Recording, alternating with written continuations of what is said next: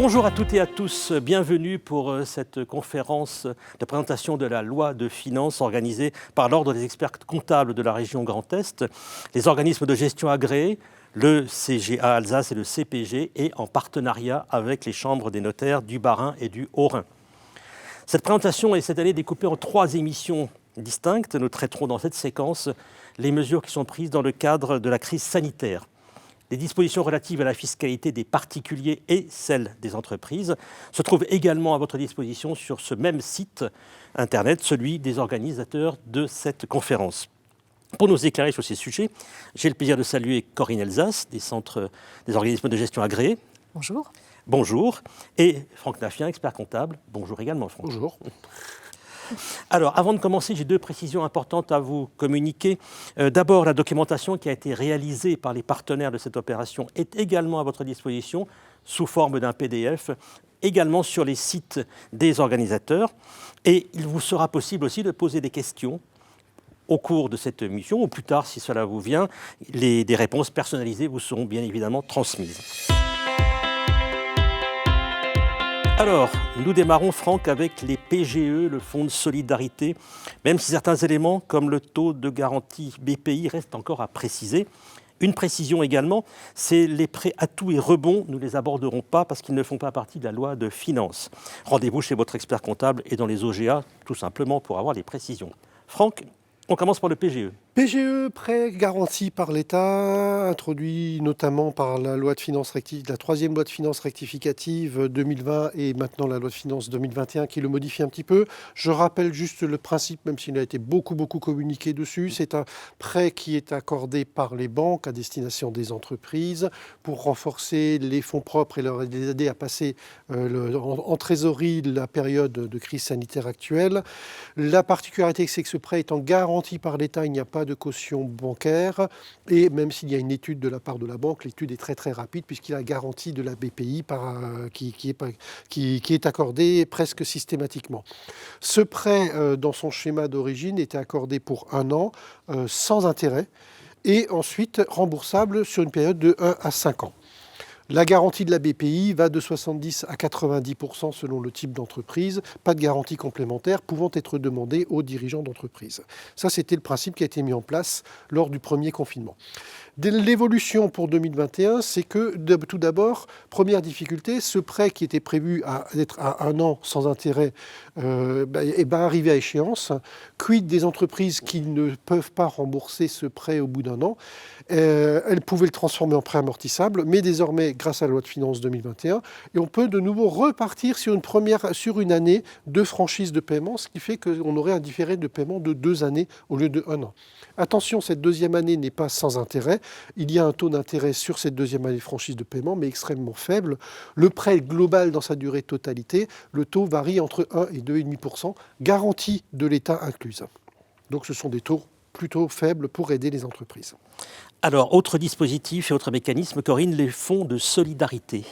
Un fonds de solidarité, effectivement, ce sont des dispositifs qu'on connaît depuis le début de la pandémie, et c'est un dispositif en fait qui a évolué au gré de l'évolution de la pandémie, des confinements, déconfinements, reconfinements, etc. Et je crois qu'on n'est pas au bout avec ce qui se profile. Là, on va s'intéresser en fait à ce qui s'est passé au mois de décembre 2020, puisque au mois de décembre, en fait, on a eu en fait une augmentation, je dirais, en valeur de ce dispositif, puisque les aides pourront dorénavant aller jusqu'à 200 000 euros par mois.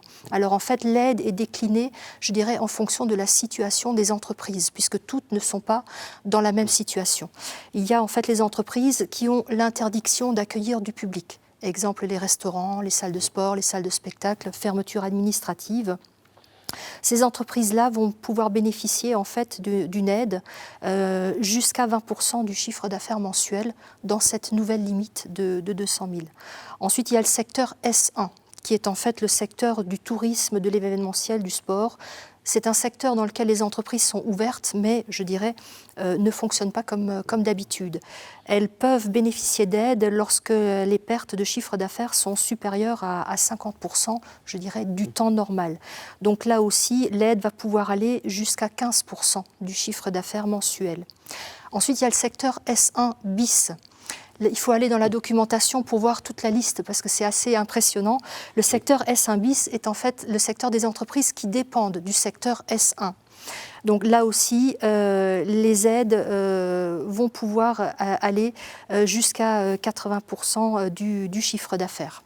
Donc bon, il faut plonger dans la documentation, mais en fait, il y a des choses intéressantes et surtout, il ne faut pas oublier de faire les demandes en temps et en heure.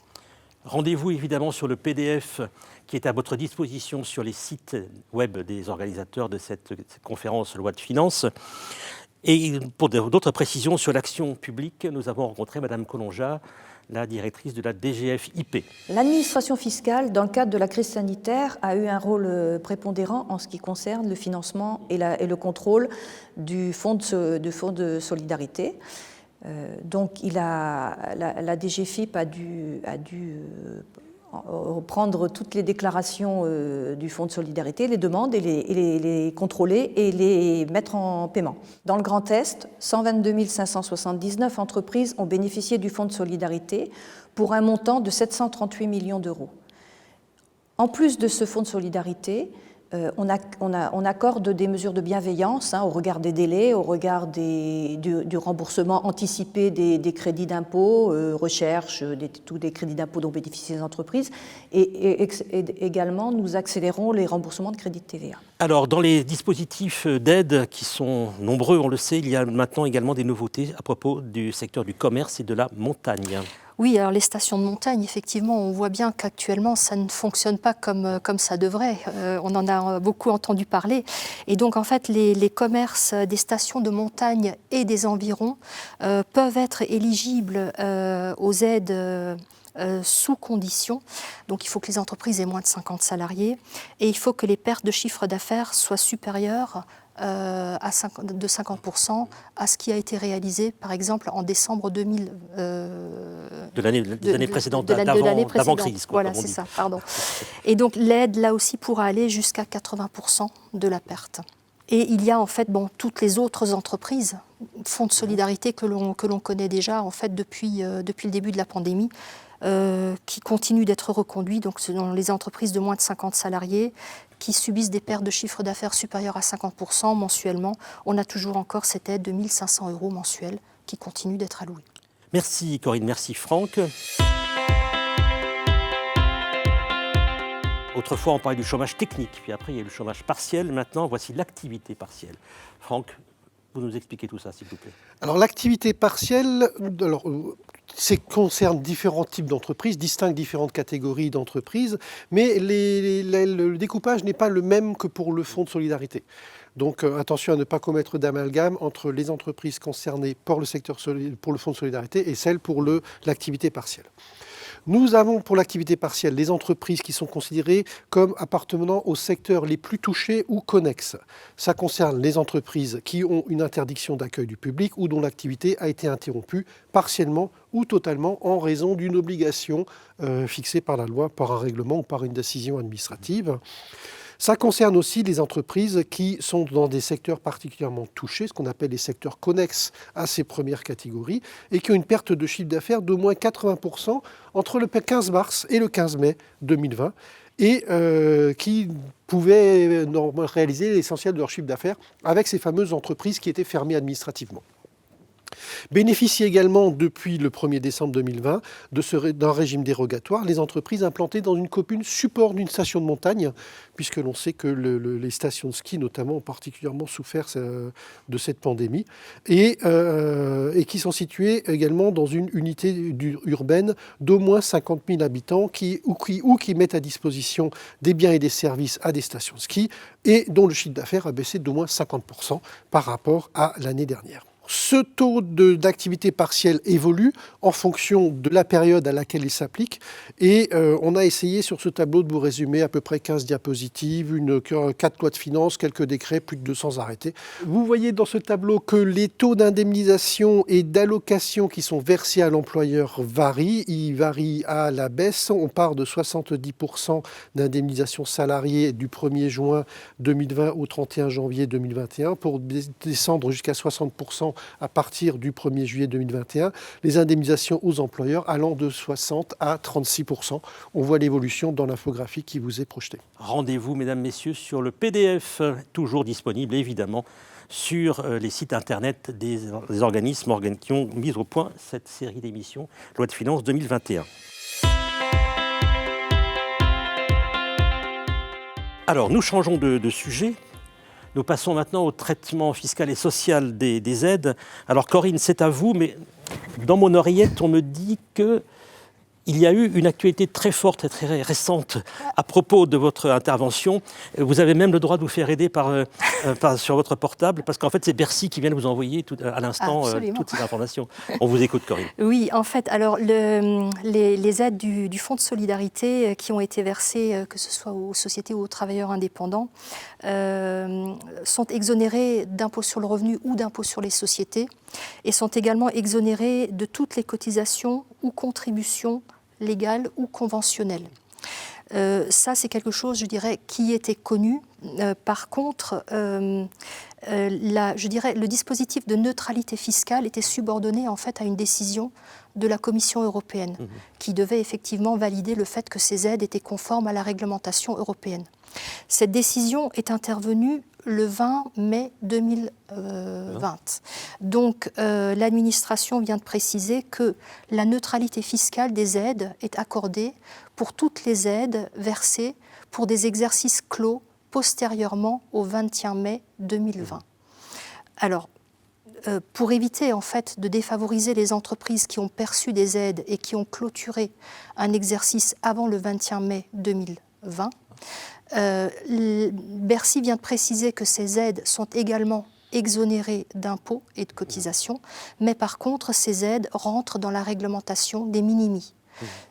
Ce qui veut dire qu'en fait, les aides postérieures, et notamment les aides relativement importantes dont on vient de parler pour le Fonds de solidarité décembre 2020, ces nouvelles aides, donc postérieures, pour les exercices clos postérieurement au 21 mai 2020, ne rentrent pas dans la réglementation des minimis. Autre point que je souhaitais souligner, en fait, il y a eu d'autres aides qui ont été versées en fait par les caisses de retraite. La CNBF, la caisse de retraite, la Caisse nationale d'allocation vieillesse des professions libérales, ainsi que la Caisse de protection sociale des travailleurs indépendants. Ces caisses ont eu le droit de prélever sur leurs réserves pour verser des aides aux entreprises touchées par la pandémie. Ces aides sont également exonérées d'impôts et de cotisations et de contributions au même titre que le Fonds de solidarité. Ce qu'il faut encore souligner, précision supplémentaire qui a été donnée en fait par la loi, c'est qu'en fait la neutralité va relativement loin, puisque ces différentes aides qui ont été touchées par ces entreprises ne rentrent pas dans la détermination de certains seuils, notamment le seuil de chiffre d'affaires des micro-entreprises, ainsi que le seuil pour l'application de l'exonération des plus-values des petites entreprises, article 151 septies. Donc neutralité en matière d'impôt sur le revenu et de cotisation, mais également pour l'application de dispositifs qui font appel en fait à des limites de chiffres. Alors premier point, pour celles et ceux qui en auraient vraiment envie d'en savoir plus, le PDF. Le deuxième point, c'est évidemment, pour celles et ceux qui en auront besoin, c'est-à-dire tout le monde, rendez-vous chez les organismes de gestion agréés et chez les experts comptables pour s'en tirer avec toute cette histoire. Et en tout cas, merci d'avoir donné l'actu chaude du jour. Bon, si j'ai bien compris quand même votre explication, il y a des exonérations, mais notamment pour les micro-entrepreneurs, il y a quand même des obligations déclaratives. Oui, alors eux, en fait, ils étaient dans une situation un peu particulière, puisque là, on va parler en fait des micro-entrepreneurs qui ont opté pour le prélèvement libératoire de l'impôt sur le revenu. Ce sont en fait des personnes qui déclarent mensuellement ou trimestriellement leurs recettes ou leur chiffre d'affaires à l'URSSAF et versent une cotisation qui comprend non seulement les cotisations sociales, mais également l'impôt sur le revenu. Ils ont bénéficié en fait d'un allègement de cotisation au courant de l'année 2020, et cet allègement en fait a été réalisé en permettant de déduire une partie du chiffre d'affaires ou des recettes réalisées mensuellement ou trimestriellement. Ce qui veut dire qu'en fait, les cotisations ont été calculées sur une base minorée, ce qui a permis mathématiquement cet allègement. Mais par contre, du coup, tout aussi mathématiquement, l'impôt sur le revenu n'a pas été prélevé sur la bonne assiette, puisque tout a été calculé sur une base minorée, non seulement les cotisations sociales, mais aussi l'impôt sur le revenu. Donc en fait, ces personnes-là vont avoir une obligation spécifique. Dans la déclaration de revenus 2042 qui sera à faire au printemps prochain, ils vont devoir déclarer en fait dans une zone spécifique de cette déclaration le montant des recettes qu'ils n'ont pas déclarées au courant de l'année 2020 à l'URSSAF pour le calcul des cotisations. Donc en fait, il n'y aura pas d'augmentation d'impôt, simplement c'est pour permettre de payer l'impôt sur la véritable base. Merci beaucoup. Alors Franck, il y a encore une exonération, c'est l'épargne retraite anticipée pour les indépendants. Les travailleurs indépendants peuvent, je le rappelle, se constituer une épargne retraite par différents dispositifs, notamment Madelin.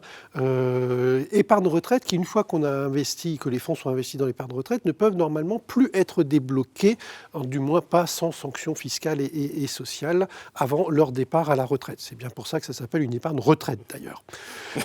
Compte tenu de la situation actuelle, la troisième loi de finances rectificative pour 2020 a donné la possibilité aux travailleurs indépendants de débloquer une partie de leur retraite de cette épargne retraite de façon anticipée, dans la limite de 8 000 € et, corrélativement à cela, créer une réduction d'impôt dans la limite de 2 000 € de cet impôt qu'aurait créé ce déblocage anticipé. Attention, on reste quand même assujetti aux prélèvements sociaux sur cette épargne retraite qui a été débloquée. Le dispositif n'est que fiscal. Alors, on va rester dans le côté social. L'URSSAF semble faire preuve de bienveillance à l'égard des entreprises très affectées par la crise, mais quand même sous condition. Absolument. Première condition, l'entreprise ne doit pas avoir été condamnée pour travail dissimulé dans les 5 dernières années. Ça semble quand même logique comme raisonnement. Plusieurs dispositifs d'aide par l'URSSAF. Tout d'abord, une exonération totale des cotisations patronales pour certaines entreprises. Globalement, c'est quand même la plupart des entreprises, puisque ça concerne pour les entreprises de moins de 250 salariés, celles qui sont particulièrement affectées par les conséquences de la pandémie, hôtellerie, restauration, tourisme, événementiel, transport aérien, ainsi que les entreprises de moins de 10 salariés, quel que soit le secteur d'activité, à partir du moment où elles étaient impactées par cette pandémie. L'exonération porte pour les entreprises des secteurs particulièrement affectés sur les cotisations de février, mars, avril, mai, alors que pour les autres entreprises, donc moins de 10 salariés d'autres secteurs d'activité, l'exonération porte sur les cotisations de février, mars, avril. Cette exonération de cotisation, on a eu l'info à la troisième loi de finances rectificative, c'est-à-dire courant septembre, et il fallait en faire la demande sur la déclaration de cotisation sociale au titre du mois de septembre, de la DSN, à faire avant le 15 octobre. Timing très très serré, qui la plupart du temps a pu être fait, mais l'administration, l'URSSAF est particulièrement bienveillante et elle continuerait à autoriser les entreprises à demander cette exonération pour les entreprises qui n'ont pas encore pu la demander. C'est pas trop tard, on pourrait encore la demander. D'accord. Il y a par ailleurs encore des aides au paiement des cotisations, des plans d'appurement de dettes de cotisation. Voilà. Alors, deuxième aide, on avait l'exonération totale. Les entreprises qui bénéficient de cette exonération totale, les mêmes bénéficient également d'une aide au paiement. Une aide au paiement qui est de 20% des cotisations sociales qui dues pendant la même période, c'est-à-dire soit de février, mars, avril, mai pour les entreprises du secteur du tourisme, de l'événementiel, hôtellerie, restauration, transport aérien, soit de février, mars, avril pour les autres entreprises des secteurs de moins de 10 salariés. Cette aide au paiement est à imputer sur les cotisations sociales à verser jusqu'à épuisement de cette aide. Donc un plan d'appurement des dettes de cotisation sociale patronale et salariale, remise partielle des cotisations patronales. Ça, c'est le troisième volet pour les autres entreprises et également pour les très grandes entreprises. Cette fois-ci, un plan d'appurement des dettes avec notamment une réduction de plus de 50% du chiffre pour les entreprises qui connaissent subissent plutôt une réduction de plus de 50% de leur chiffre d'affaires entre le 1er février et le 31 mai 2020. Merci. Alors, Corinne, c'est un petit peu en marge des compétences strictes des OGA et des experts comptables, mais vous êtes souvent questionné sur ces points-là.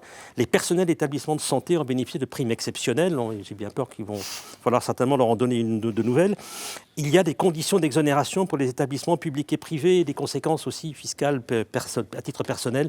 Quelques explications. Oui, donc là, on parle effectivement du fameux personnel qui était en première ligne, notamment lors de la première vague et qui continue de l'être. Il y a des exonérations, en fait, on en parle parce qu'il sera important important de connaître ces dispositions quand on fera les déclarations d'impôt sur le revenu. Donc effectivement, il y a un dispositif pour le personnel salarié. Donc là, on parle de personnel salarié des établissements publics et des établissements privés. Il y a des petites subtilités de différence. Donc pour le personnel salarié des établissements publics, il y a une prime de 1 500 € qui a été attribuée et cette prime est exonérée. Et cette prime n'est pas cumulable avec la prime exceptionnelle de pouvoir d'achat. En ce qui concerne le personnel salarié des établissements privés, la prime n'était pas limitée, mais par contre, le plafond d'exonération est fixé à 1 500 € et la prime peut se cumuler avec la prime exceptionnelle de pouvoir d'achat. Merci beaucoup pour ces précisions. Alors, il va être question de l'abandon, de la renonciation des loyers qu'un certain nombre de bailleurs ont consenti à leurs locataires. Alors, ce sera un traitement fiscal particulier autour de ces largesses, Franck ? Voilà, dispositif qui a été un peu introduit par la deuxième loi de finances rectificative pour 2020, c'est la déductibilité des abandons de loyers par les propriétaires, puisque bien sûr, vous avez des sociétés qui ont dû fermer leur activité, elles n'avaient plus de rentrée de trésorerie, forcément se posait le problème du paiement du loyer. Cette loi de finances a précisé que lorsque le bail est consenti à une entreprise, donc ça ne concerne pas les locataires particuliers, mais bien que les entreprises, et qu'il n'y a pas de lien de dépendance entre le bailleur et le preneur. Oui. Il ne faut pas que le bailleur soit en fait une société civile immobilière détenue par les mêmes personnes que celle qui gère le preneur, qui est la société d'exploitation. À ce moment-là, ce montage ne marchera pas. Mais s'il n'y a pas de lien entre le bailleur et le preneur, les loyers abandonnés entre le 15 avril 2020 et le 30 juin 2021 sont déductibles chez le preneur, chez le bailleur, pardon, et chez le preneur, eh bien, en fait, leur déficit est majoré de ces loyers qui ont été abandonnés.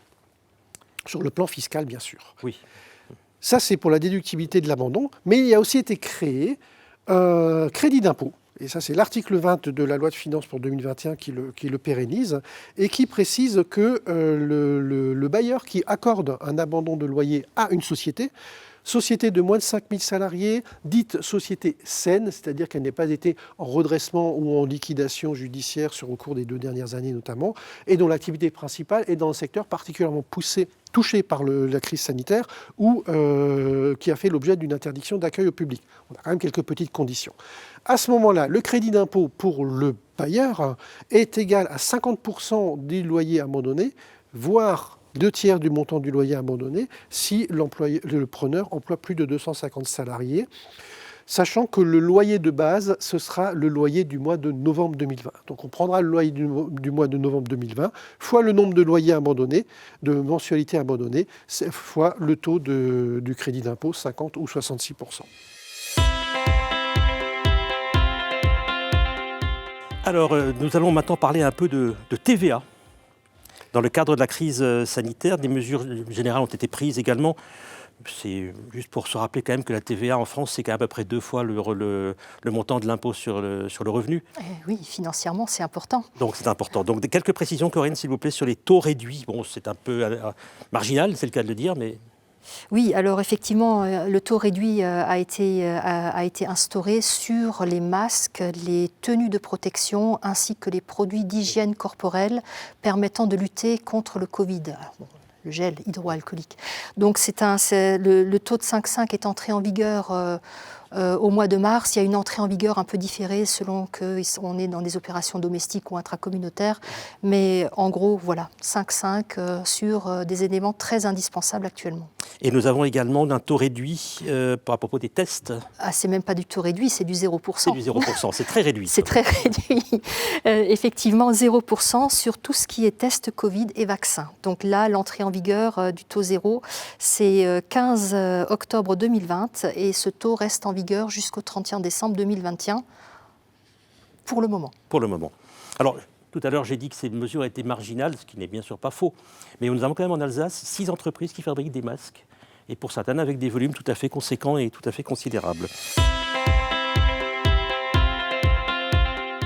Alors, autre thématique, le contrôle fiscal, parce qu'évidemment l'État fait preuve de beaucoup de largesse, et c'est absolument vital, tout le monde le sait, mais quand même ça ne signifie pas que l'État va tout laisser faire. Non, mais effectivement, pendant le premier confinement, l'administration avait suspendu tous les contrôles fiscaux et ils avaient totalement interrompu toutes les procédures en cours. Cette interruption était du 12 mars au 23 août 2020. Donc pendant une période de 165 jours, quelque part, il n'y a pas eu de travaux faits par l'administration fiscale dans le cadre de contrôles ou d'opérations de ce type. On pourrait tendance à penser que dans la mesure où on a des délais de prescription qui éteignent certaines actions, que on pourrait on va gagner un petit peu 165 jours un peu gratuitement.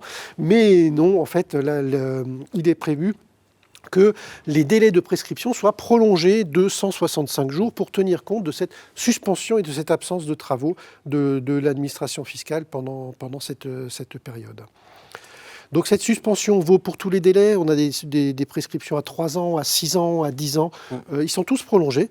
Donc par exemple, lorsque vous recevez une proposition de rectification qui concerne l'année 2017, théoriquement, délai de prescription sur 3 ans, cette rectification, la prescription, c'est au 31 décembre 2020. Donc on ne pourrait plus aujourd'hui réclamer par rapport à cette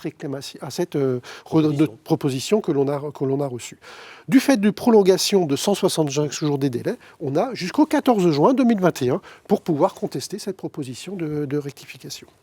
Est-ce qu'il n'y a pas des risques d'erreur dans ces dates prolongées, plus ou moins On peut s'attendre quand même à de nombreuses erreurs parce que c'est quand même un petit peu compliqué à mettre en œuvre et il faudra le surveiller de très près et ne pas hésiter à faire appel à vos conseils respectifs en la matière. C'est dit. Et c'est avec cette proposition de rester en contact avec les OGA et avec les experts comptables que se termine cette séquence consacrée aux mesures liées à la crise sanitaire. Mesdames, Messieurs, merci beaucoup pour votre attention, merci de nous avoir suivis. Je me permets également de vous rappeler, on ne le fera jamais assez, que vous avez à votre disposition le PDF qui reprend l'ensemble de la loi de finances avec de très nombreuses précisions que nous n'avons bien sûr pas pu donner dans le cadre de ces 3 émissions. Je vous rappelle également que ces 3 émissions sont disponibles sur les sites internet des experts comptables, des organismes de gestion agréés et des notaires du Bas-Rhin et du Haut-Rhin. Les 2 autres, après celle que nous venons de terminer avec vous, mesdames, messieurs, sont consacrées à la fiscalité des particuliers et à la fiscalité des entreprises. Voilà, merci beaucoup à vous pour vos commentaires, vos explications. N'hésitez pas, mesdames, messieurs, aussi sur les sites de vos organismes à poser des questions. Vous aurez des réponses personnalisées. Je vous souhaite une bonne fin de journée et je vous dis au revoir.